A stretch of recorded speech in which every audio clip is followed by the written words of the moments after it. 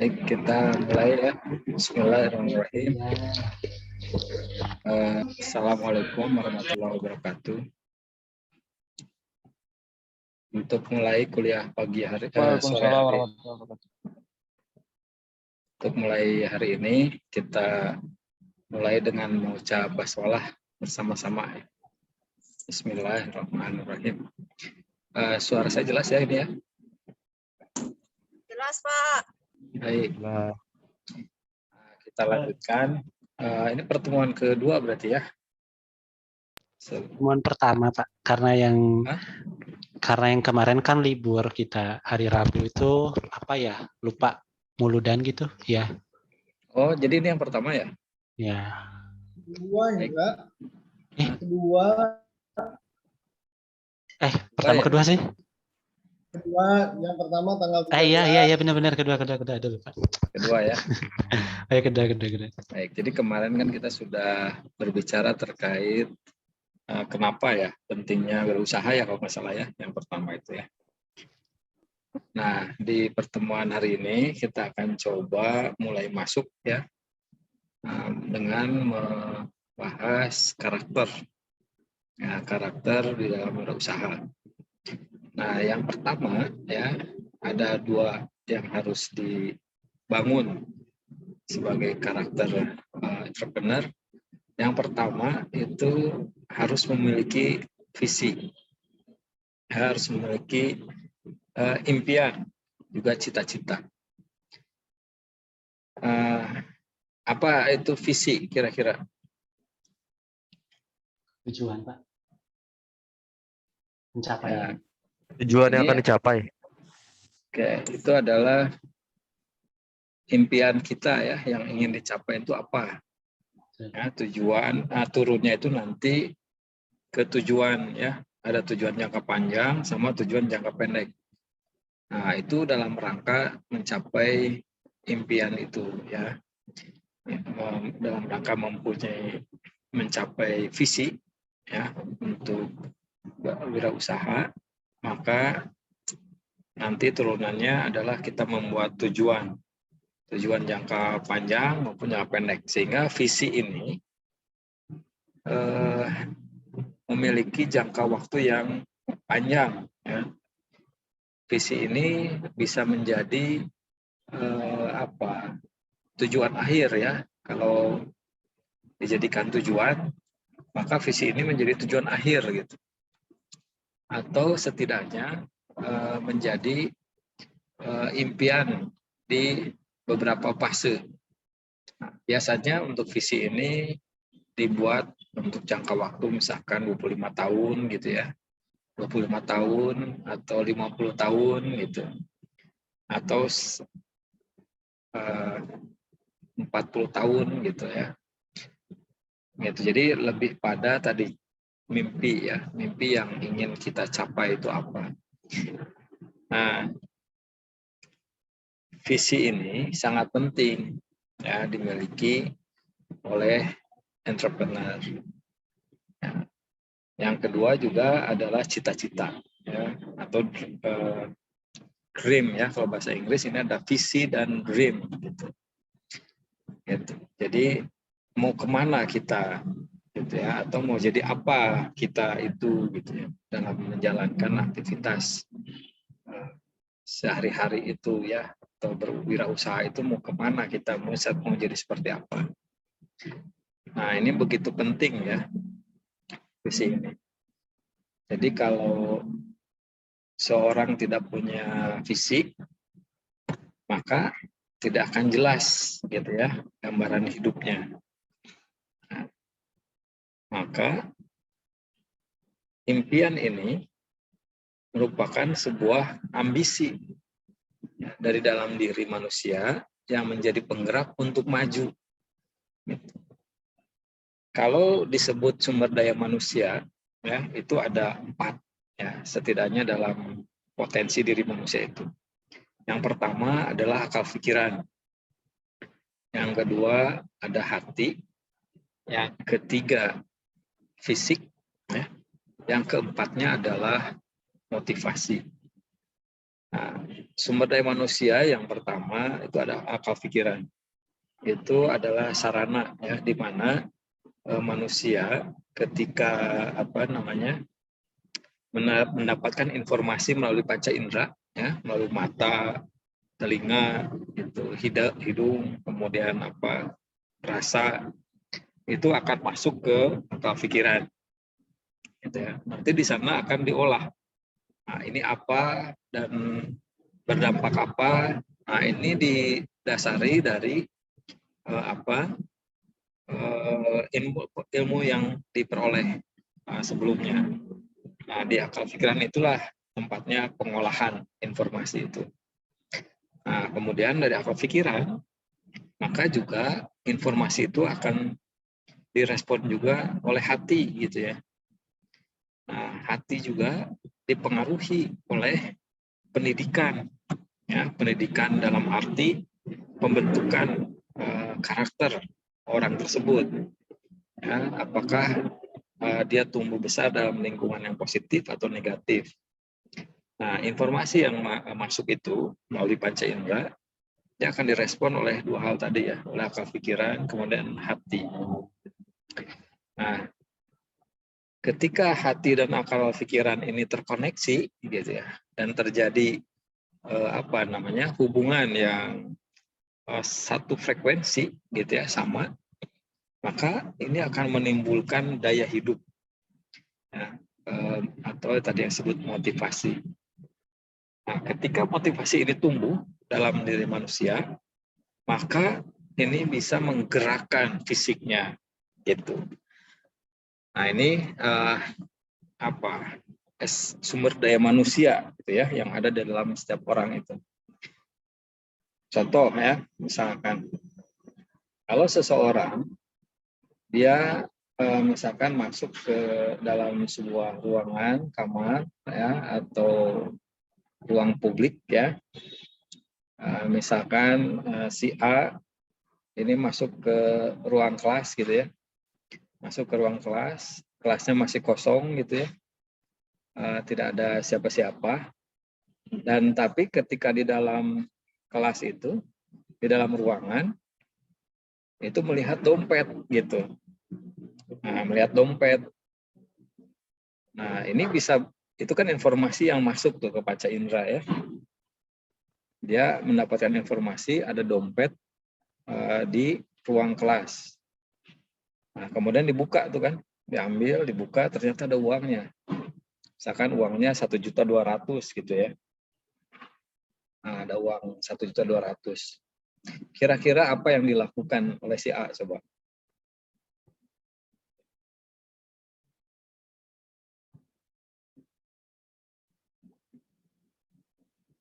Coba kira-kira apa? Ya? Oleh si A atau oleh kita? Oleh si A yang melihat itunya, yang yang menemukan dompet itu. Anggap si A itu adalah kita, coba. Kalau dari kita ya paling mengembalikan uang tersebut. Jadi kan ada identitas dirinya tuh di dompet, ya paling berusaha untuk mengembalikan sesuai identitas. Oke. Nah, oke. Kalau jadi orang lain, kira-kira bisa jadi banyak pilihan tidak selain dikembalikan? Iya, bisa aja diambil atau apa. Gitu. Diambil apanya? Uangnya. Uangnya lah Pak. Dompetnya ditinggal lagi. Gitu. Nah, itu bisa banyak pilihan ya. Pertama, nah sekarang kondisinya pas kita nemu dompet itu, pas kita juga lagi perlu bayar kosan. Kosannya 700.000. Nah, kira-kira gimana? Ya, tetap sih dibalikin. Dan kan kalau dipakai itu kan sebenarnya mencuri, nggak halal nanti. Nah, ini respon ini bisa berbeda-beda, betul tidak? Bisa diambil, terus dilihat siapa pemiliknya. Meskipun kita butuh uang, ya, karena pas berangkat ke kampus itu lagi ditagih oleh ibu kos, misalkan kita itu ya, suruh bayar kosan 700. Nah, ketika dapat dompet, ada uangnya 1 juta, ini bisa banyak pilihan ya. Ada yang tadi dicari punya siapa nih, kemudian dikembalikan. Atau bisa juga diambil. Bisa nggak? Diambil pakai bayar kosan. Bisa jadi. Hah? Bisa kan? Bisa jadi.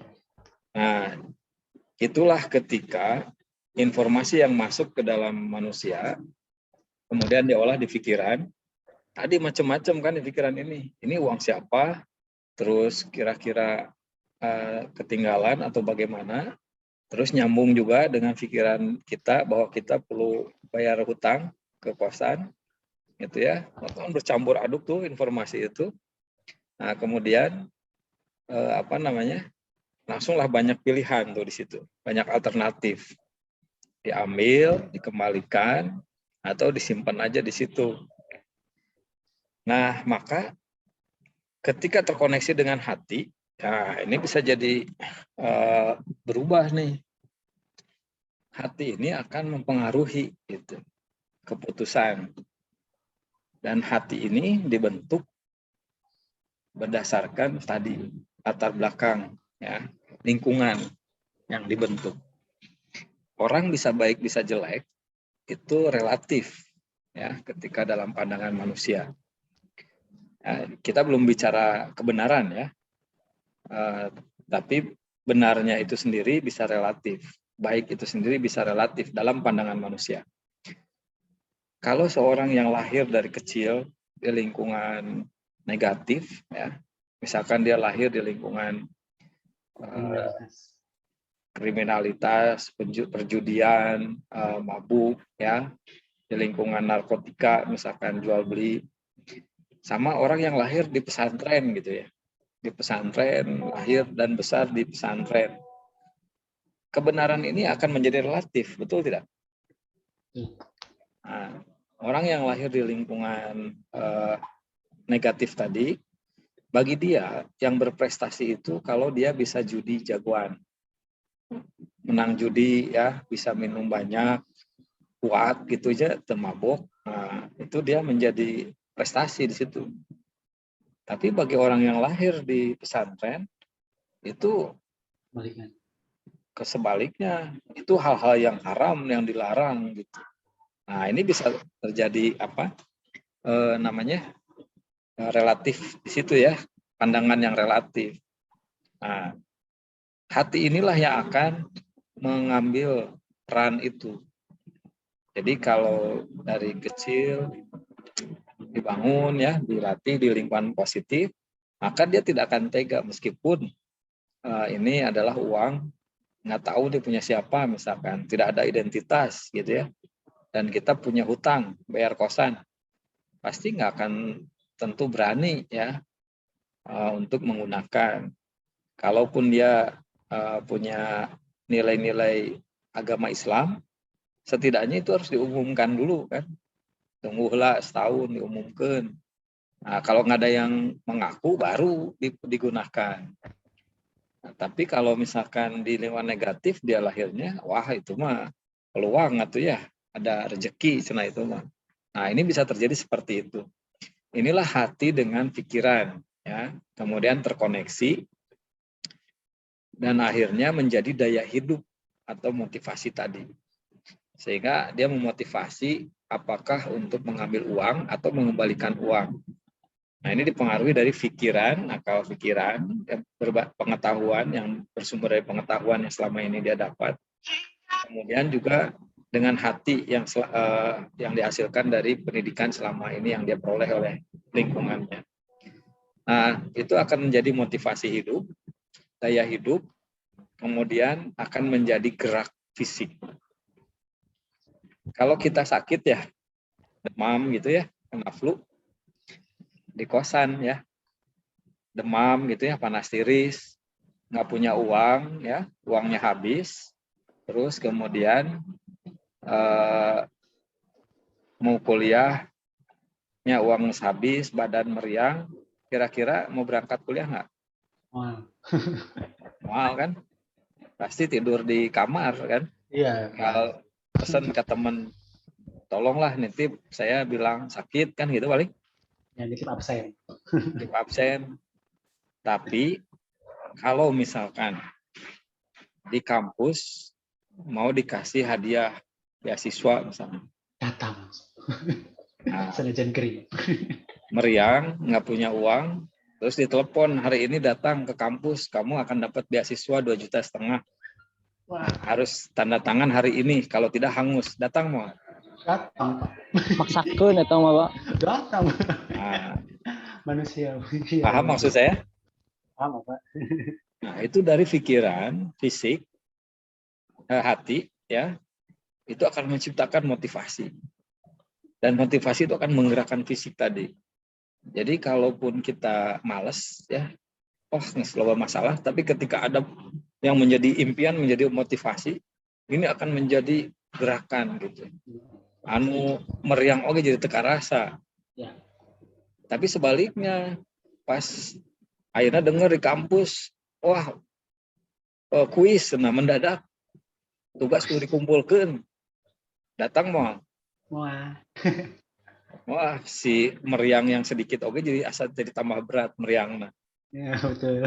Nah, jadi gerak fisik itu betapa dipengaruhi oleh tadi ya motivasi. Nah, motivasi itu tumbuh juga dari akal pikiran dan hati tadi. Itu yang disebut sumber daya manusia itu. Nah, inilah diantaranya juga ketika kita akan menjadi atau ketika kita berbicara seorang entrepreneur. Maka entrepreneur itu harus memiliki impian. Nah, karena impian ini yang akan menjadi mesin atau bahan bakar, ya, daya hidup, ya, yang akan menggerakkan tadi, ya, untuk bisa bergerak.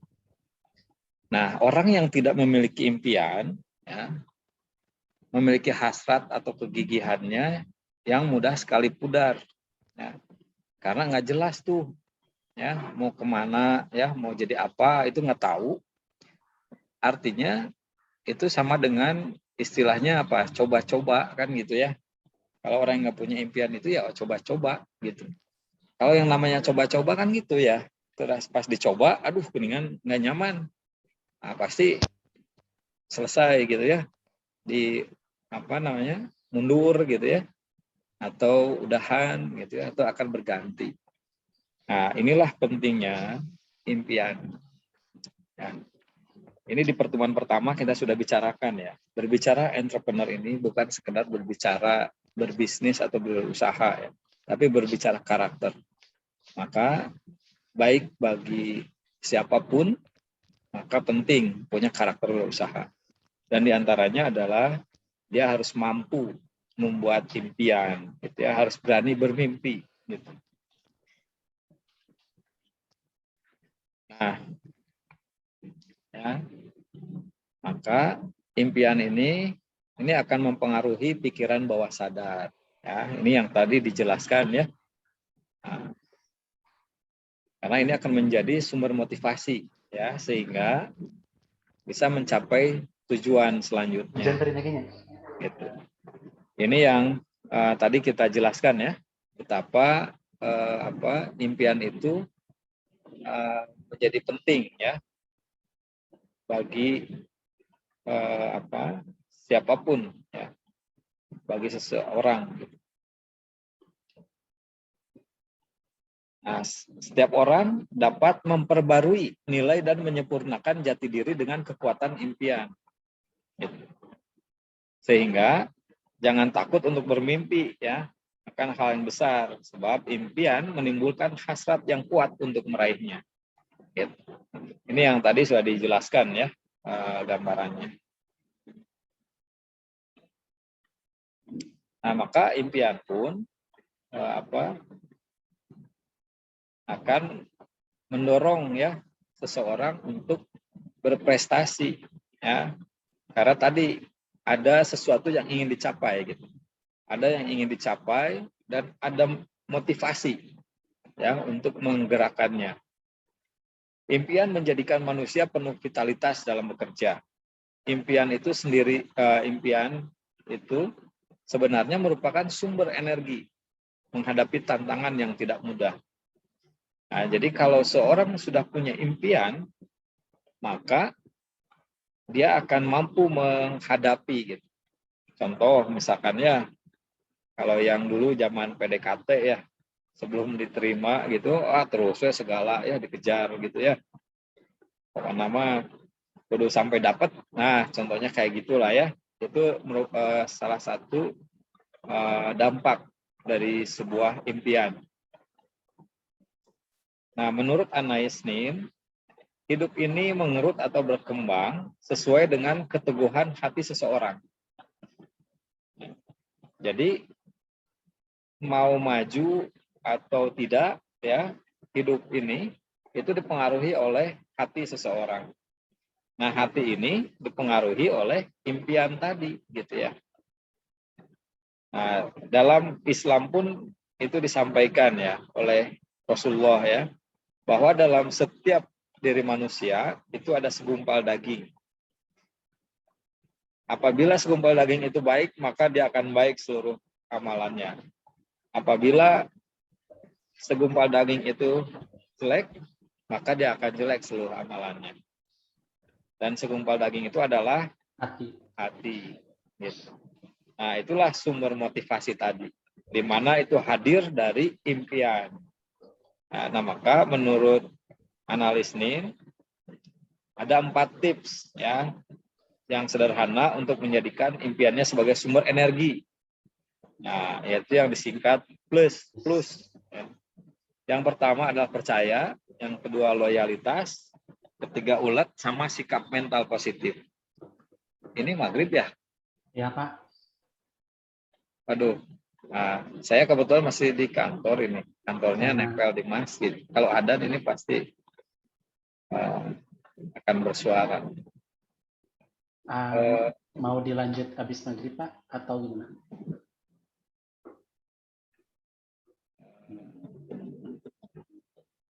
Kalau dilanjut habis maghrib, ini ya, kita harus break dulu ya. Ya, jadi nanti masuk jam 18.15. Oke ya, berarti kita sampai adzan, nanti kita berhenti dulu aja ya. Nah, nanti kita lihat dilanjut atau tidak. Nah, jadi untuk membuat menjadikan impian sebagai sumber energi ada 4 rumus gitu ya. Yang pertama percaya. Jadi kepercayaan ini akan menciptakan tadi keyakinan ya untuk melangkah ya, gambaran. Yang kedua loyalitas. Nah, loyalitas ini atau fokus gitu ya.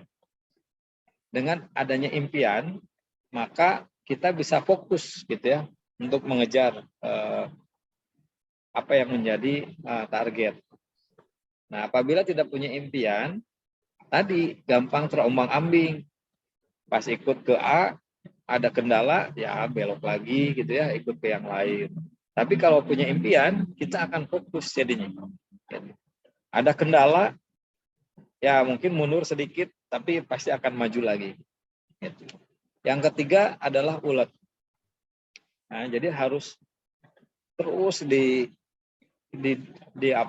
ditekuni gitu ya. Kalau punya impian itu harus ya tidak boleh ditinggalkan gitu ya. Harus terus dijalani ya, apapun yang terjadi, apakah dalam saat kondisi yang baik atau kondisi yang tidak baik.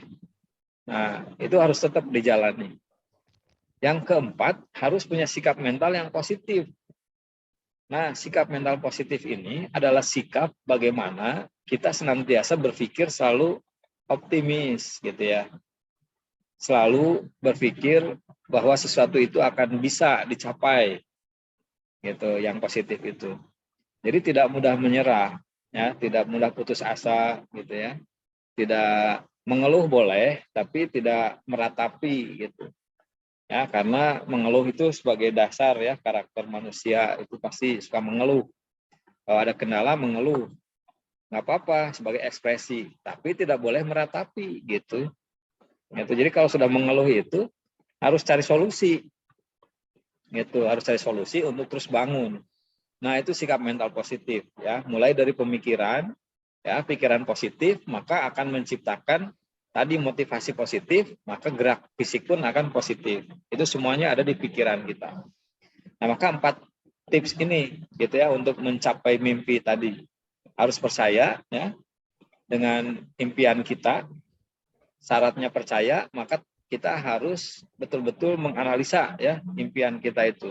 Betul-betul memastikan ya, bahwa impian kita memang benar, baik gitu ya.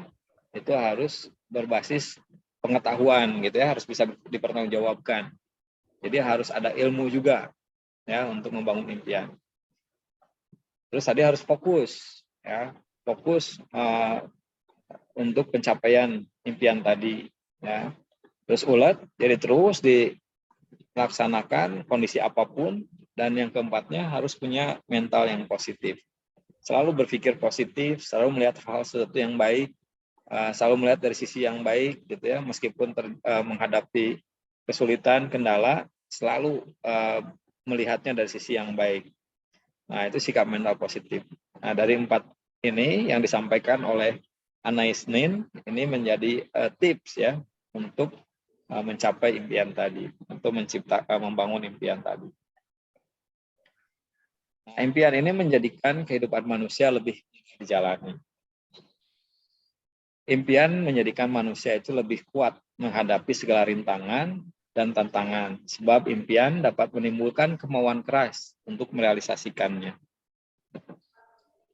Nah, ini seorang penyair ya di Belanda menyebutkan nothing is difficult to those who have the will.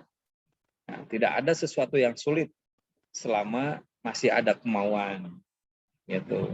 Atau tadi ya, yang berpikir sikap mental positif. Selama kita punya sikap mental positif, maka tidak ada yang sulit sebetulnya, gitu ya, segala sesuatu itu.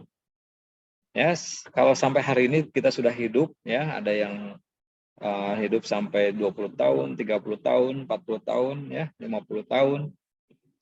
Kita mungkin suka nggak sadar ya, sebenarnya berapa ratus kesulitan sebenarnya yang pernah kita hadapi.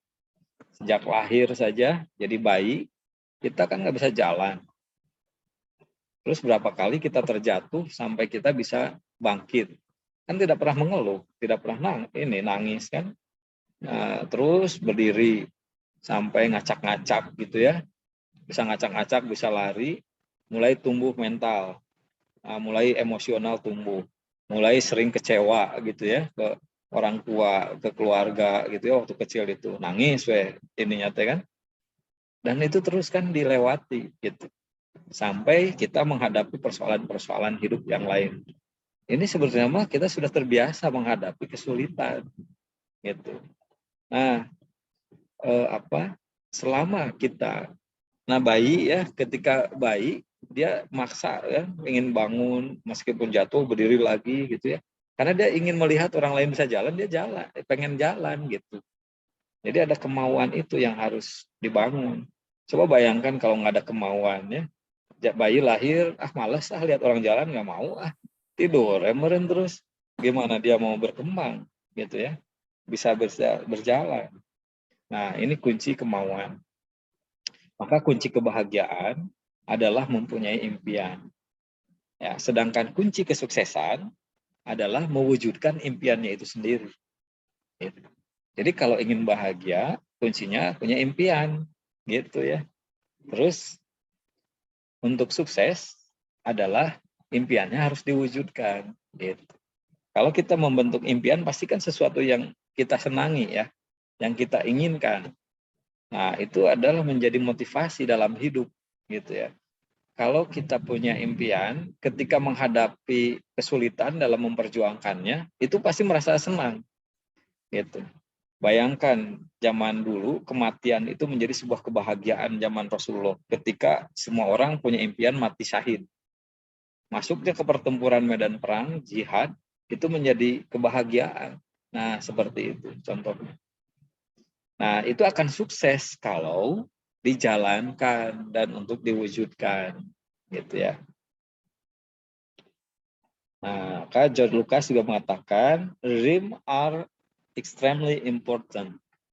You can't do it unless you imagine it. Ya, impian itu sangat penting. Kau tidak akan dapat melakukan apa-apa sebelum kau membayangkannya. Gitu. Jadi kalau kita tidak membayangkan ke depan mau jadi apa, ya bagaimana mungkin kita bisa melakukan apa-apa gitu. Kalau kita hidupnya jalani saja, ya nanti ya apa yang mau kita lakukan meureunnya nggak akan ada keinginan untuk jadi apa untuk melakukan apa. Nah, gitu. Inilah pentingnya impian ya. Sudah mulai terdengar ada nih ya. Ya, Nah, Pak. ini saya percepat dulu aja. Konsep be do have. Konsep be do have itu artinya kita berpikir dulu ingin jadi apa gitu. Jadi bukan do dulu, tapi be dulu. Be itu think what you do and do what you think. Pikirkan dulu kita mau jadi apa. Kemudian kalau sudah punya keinginan mau jadi apa, lakukan. Nah, kalau sudah kita lakukan, maka kita akan berhasil have gitu ya. Nah, ini ada konsep be do have gitu. Ini konsep yang disampaikan oleh Mark Victor ya. Nah, ini bisa jadi ini ya, ilmu. Nah, ini maka untuk membuat impian itu ada rumusnya juga ya, harus smart. Smart itu artinya spesifik, artinya jelas ya. Kalau kita ingin menjadi orang sukses, harus jelas orang suksesnya itu sukses apa gitu. Sukses sebagai apa? Nah, jadi apa gitu ya. Contoh ini misalkan sukses ingin menjadi seorang manajer pemasaran. Nah, kan jelas ya. Di mana gitu ya. Terus berapa penghasilannya? Nah, itu sih jelas gitu ya. Terus measurable. Measurable artinya terukur. Ya, jangan sampai kita ingin berpikir pengen jadi manajer di perusahaan Boeing, tapi kita yang sendiri nggak tahu ilmu tentang pesawat. Nah, itu tidak terukur namanya ya. Jadi harus yang bisa terukur. Yang ketiga, achievable, yang sangat memungkinkan untuk bisa dicapai. Kalau kita tidak punya koneksi di Boeing, di Amerika dan sebagainya, jangan punya impian jadi manajer di Boeing gitulah. Di PTDI aja dulu lah gitu ya. Realistik ya, harus masuk akal. Realistik artinya kita punya kemampuan di situ jelas, ada koneksinya, bisa potensinya ada gitu ya, dan punya daya saing. Terus ada time bound ya, harus jelas kapan ini harus bisa dicapai. Jadi menentukan visi itu harus jelas kapan dicapainya. Makanya tadi di awal saya sampaikan, biasanya visi ini kadang 25 tahun ya, atau 35 tahun, 45 tahun. Visi bisa berubah, bisa. Gitu. Nanti pas ketika di jalan, ada ternyata perubahan situasi, kondisi, dirubah visi, boleh ya, bisa. Saya kira itu saja ya untuk hari ini. Setidaknya poinnya tadi dapat, bahwa penting sekali yang namanya impian, dan bagaimana impian ini tadi ada tipsnya ya supaya bisa dicapai, kemudian rumusnya seperti apa gitu ya untuk membuat impian itu. Saya kira itu dulu mungkin ya pertemuan kita hari ini. Ada yang mau ditanyakan nggak? Ini sambil nunggu adzan. Pak, ya silakan. Untuk materi palingnya nanti di share ya. Ya, nanti ini di upload ya. Atau nanti di grup juga saya kirim lah ya, di upload juga di. Sama yang kemarin juga belum Pak? Ya belum ya. Oke. Manajemen aset. Ya. Ini sengaja dibuat seperti ini juga biar bisa ini. Ini masih banyak sebenarnya, tapi ini poin yang untuk hari ini sudah dapat. Nanti kita lanjut ya untuk pertemuan selanjutnya. Jadi kita nanti nggak ada break ya, jadi langsung diselesaikan hari ini. Sekarang. Ya gitu ya. Ada yang mau ditanyakan nggak? Nanti rekan-rekan barangkali ada yang ditanyain. Tadi sudah kita bahas betapa pentingnya impian itu mempengaruhi karakter seorang entrepreneur. Ya, dan bukan hanya impian ya, nanti akan banyak sekali karakter yang harus dimiliki oleh seorang entrepreneur. Yang pertama hari ini kita bahas ini adalah terkait impian, gitu ya. Tadi sudah kita bisa pahami betapa impian itu mempengaruhi ya. Baik, saya kira itu dulu ya. Untuk pertemuan kita hari ini, kita cukupkan dulu. Kita tutup dengan mengucap hamdalah bersama-sama. Alhamdulillahirrahmanirrahim. Terima kasih. Assalamualaikum warahmatullahi wabarakatuh. Waalaikumsalam warahmatullahi wabarakatuh. Mohon. Mohon Pak.